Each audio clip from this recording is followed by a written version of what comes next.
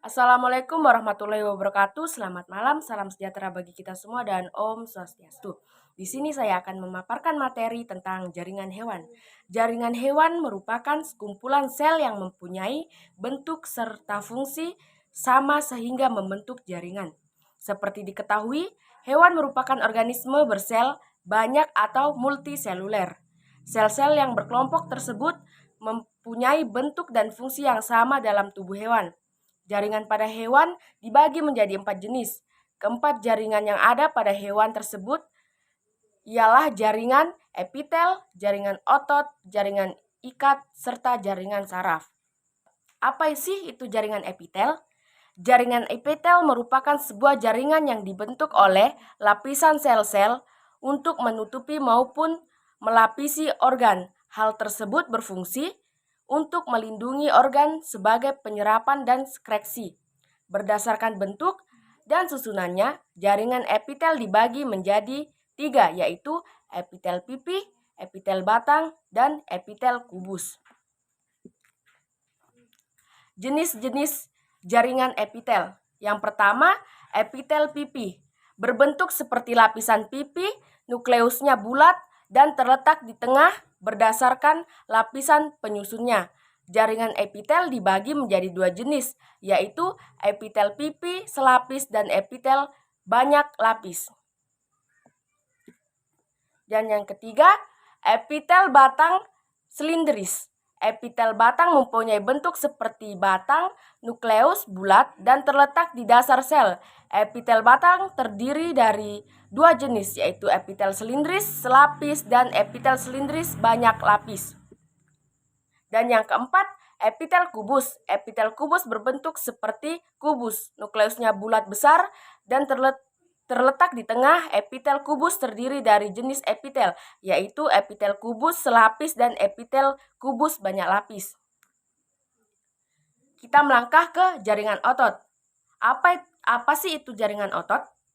Jaringan otot merupakan jenis jaringan yang berisi sel-sel serta serat yang berfungsi sama, yaitu membentuk otot dan membantu proses penggerakan rangka manusia serta organ-organ di dalamnya. Jaringan otot tersusun atas sel-sel otot yang fungsinya menggerakkan organ-organ tubuh. Adanya kemampuan tersebut disebabkan jaringan otot mampu berkontraksi. Kontraksi otot dapat berlangsung karena nukleus protein yang membantu sel otot dapat memanjang dan memendek.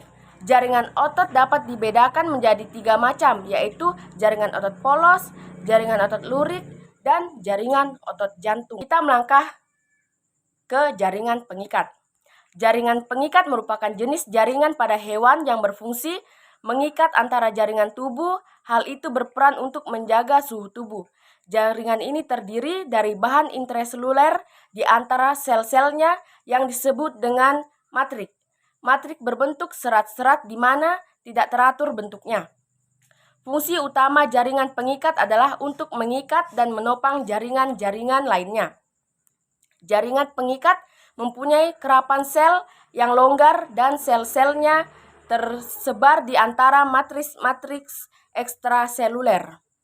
Kita lanjut ke jaringan saraf. Jaringan saraf pada hewan adalah sistem kompleks dari sel-sel saraf yang berhubung satu sama lain dan kemungkinan hewan untuk merespon rangsangan dari lingkungan mereka, memproses informasi, dan menghasilkan tindakan-tindakan yang sesuai berdasarkan fungsinya. Jaringan saraf pada hewan terbagi menjadi 3 bagian, yaitu saraf sensrek, aferen, saraf motorik, teren, dan saraf penghubung asosiasi. Lanjut ke jenis dan fungsi sel saraf. Yang pertama, saraf sensorik, neuron aferen.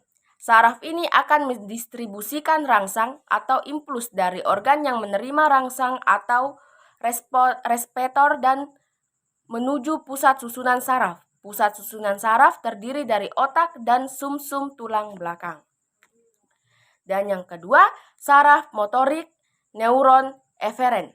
Dalam sistem jaringan saraf pada hewan, saraf motorik merupakan menyampai impuls dari pusat susunan saraf ke efektor otot dan belanjar selanjutnya. Impuls ini akan direspon oleh tubuh hewan. Dan yang ketiga, saraf konektor asosiasi. Saraf konektor merupakan saraf dengan kerja sederhana, yaitu sebagai penghubung antara saraf sensorik dan motorik. Meski sederhana, namun tugasnya begitu penting. Itulah jenis-jenis jaringan saraf pada hewan. Jaringan saraf pada tubuh hewan terdiri dari saraf sensorik atau aferen, saraf motorik atau eferen, dan saraf penghubung atau konektor asosiasi. Tanpanya, sistem saraf tidak akan berjalan dengan baik. Indikasi lebih luas, mungkin satu organ tidak akan berfungsi. Baik, terima kasih. Cukup sekian materi dari saya. Kurang lebihnya mohon dimaafkan jika ada salah kata, dan saya tutup dengan wassalamualaikum warahmatullahi wabarakatuh. Selamat malam, salam sejahtera bagi kita semua, dan Om Santi Santi Santi Om.